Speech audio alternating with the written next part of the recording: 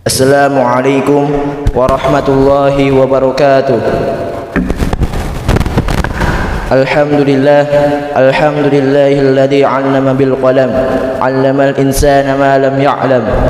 Wassalatu wassalamu ala khairil anbiya'i wal mursalin wa ala alihi wa ashabihi alladhina nasharu mirathan nubuwah wal hidayati wad da'wah fil masyariqil ardi wa magharibiha. Amma ba'du. Para jamaah Masjid Ziratul Abrar yang insyaallah dicintai Allah dan Rasulnya, marilah kita panjatkan puji syukur kita atas kehadirat Allah yang telah menimpakan kepada kita pada saat ini berupa nikmat-nikmatnya, sehingga kita bisa berkumpul di masjid ini yang insyaallah dimuliakan dan diberkahinya. Salawat serta salam kita curahkan atas Nabi kita dan para sahabatnya yang telah berjihad atas agama Islam, sehingga pada saat ini kita bisa merasakan nikmat Islam. Para jamaah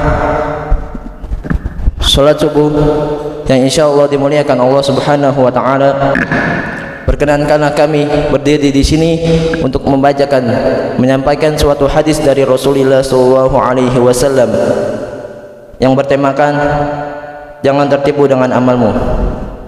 Diriwayatkan dari Abu Hafs, yaitu Umar bin Khattab radhiyallahu anhu.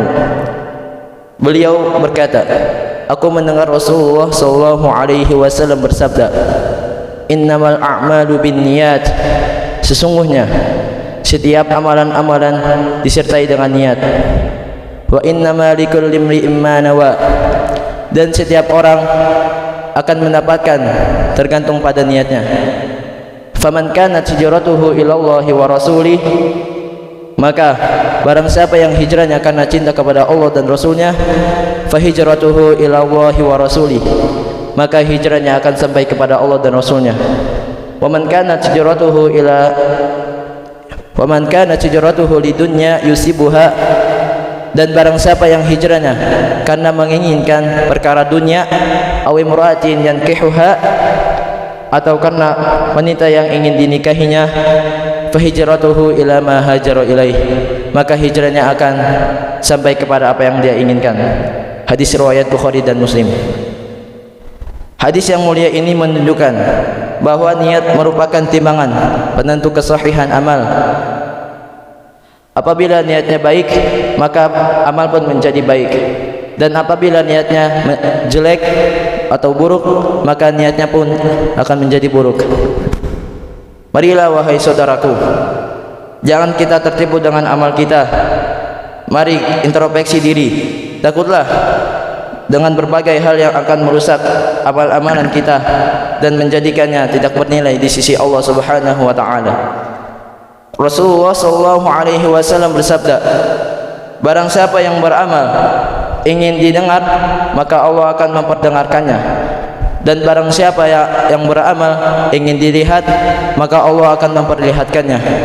Hadis riwayat Bukhari dan Muslim. Al-Imam Al-Faqih Ibnu Utsaimin rahimahullah berkata, janganlah seorang bangga diri dengan amalnya. Seberapapun yang sudah kau amalkan dari amal-amalan baik, jangan pernah kau takjub dengan amalanmu sendiri. Amalanmu amatlah sedikit dibandingkan hak Allah atas dirimu. Jangan tertipu dengan amal kita. Sudah sholat 5 waktu, sholat sunnah rawatib, sholat tahajud, sholat duha, namun kita tidak khusyuk dalam sholat itu. Rasulullah sallallahu alaihi wasallam bersabda, sesungguhnya seorang pencuri yang paling buruk adalah orang yang mencuri sholatnya. Para sahabat bertanya, bagaimana ia mencuri sholatnya? Beliau Rasulullah sallallahu alaihi wasallam bersabda, ia tidak menyempurnakan ruku, sujud dan khusyuknya. Hadis riwayat Ahmad, Al-Hakim dan Ibnu Khuzaimah. Jangan tertipu dengan amal kita. Merasa sudah puasa Ramadan, puasa sunnah Senin Kamis, puasa Ayyamul Bid, puasa Daud, namun masih ada maksiat yang kita jalani di dalamnya.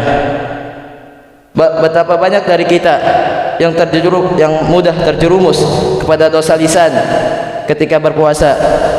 Dari Abu Hurairah radhiyallahu anhu bahwasanya Rasulullah sallallahu alaihi wasallam bersabda, barang siapa yang tidak meninggalkan perkataan dan perbuatan dusta sewaktu berpuasa, maka Allah tidak menerima puasanya meskipun dia telah meninggalkan makan dan minumnya.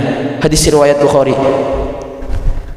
Adapun ayat Al-Qur'an yang berkaitan dengan hadis, Allah Subhanahu wa taala berfirman, barang siapa yang mengerjakan kebajikan baik laki-laki maupun perempuan dalam keadaan beriman, maka pasti akan kami berikan kepadanya kehidupan yang baik dan akan kami beri balasan dengan pahala yang lebih baik dari apa yang telah mereka kerjakan. Quran surat An-Nahl ayat 97. Dan Allah Subhanahu wa taala berfirman di surat yang lain, dan ingatlah ketika Ibrahim meninggikan pondasi Baitullah bersama Ismail seraya berdoa, ya Tuhan kami, terimalah amalan-amalan kami, sungguh Engkaulah yang maha mendengar, maha mengetahui. Quran surat Al-Baqarah ayat 127. Dan Allah Subhanahu wa taala berfirman di surat yang lain, yang menciptakan mati dan hidup untuk menguji kamu, siapa di antara kamu yang lebih baik amalnya, dan Dia maha perkasa, maha pengampun. Quran surat Al-Mulk ayat kedua. Sekian yang bisa kami sampaikan. Sebelum kita tutup, marilah kita berdoa kepada Allah Subhanahu wa taala, bermunajat kepadanya dengan sebaik-baiknya khusyuk. Dimulai dengan membaca Al-Fatihah. Fatihah. A'udzubillahi minasyaitonir rajim. Bismillahirrahmanirrahim. Alhamdulillahirabbil alamin. Arrahmanirrahim. Maliki yaumiddin. Iyyaka na'budu wa iyyaka nasta'in. Ihdinas siratal mustaqim. Siratal ladzina an'amta 'alaihim ghairil maghdubi 'alaihim waladdallin. Amin. Bismillahirrahmanirrahim. Alhamdulillahi rabbil alamin, hamdan syakirin, hamdan na'imin, hamdan yuafi ni'amahu wa yukafi'u mazidah. Ya Rabbana lakal hamdu wa lakal syukru kama yanbaghi li jalali wajhika wa 'azimi sultanik. Allahumma salli ala Muhammad wa ala ali Muhammad. Allahumma inna nas'aluka hubbak wa hubba man yuhibbuk wa 'amalan alladhi yuqarribuna ila hubbik.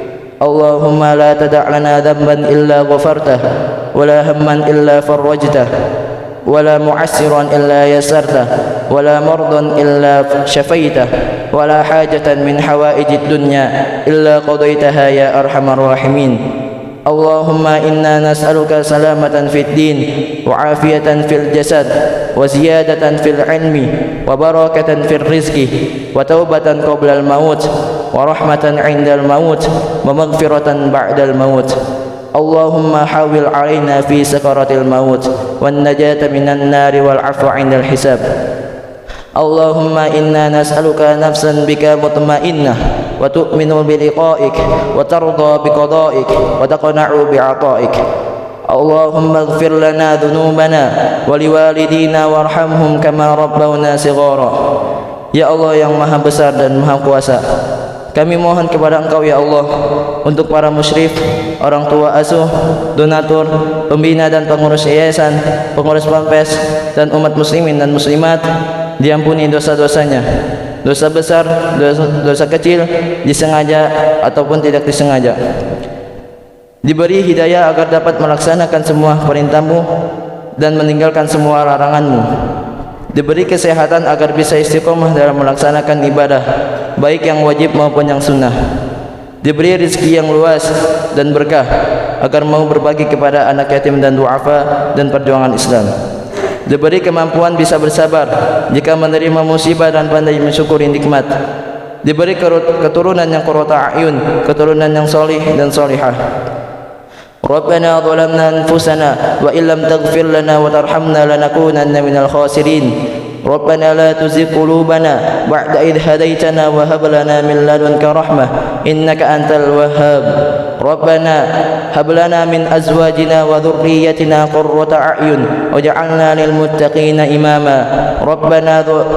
ربنا آتنا في الدنيا حسنة وفي الآخرة حسنة وقنا عذاب النار وسبحان ربك رب العزة أما يصفون والسلام على المرسلين والحمد لله رب العالمين. السلام عليكم ورحمة الله وبركاته.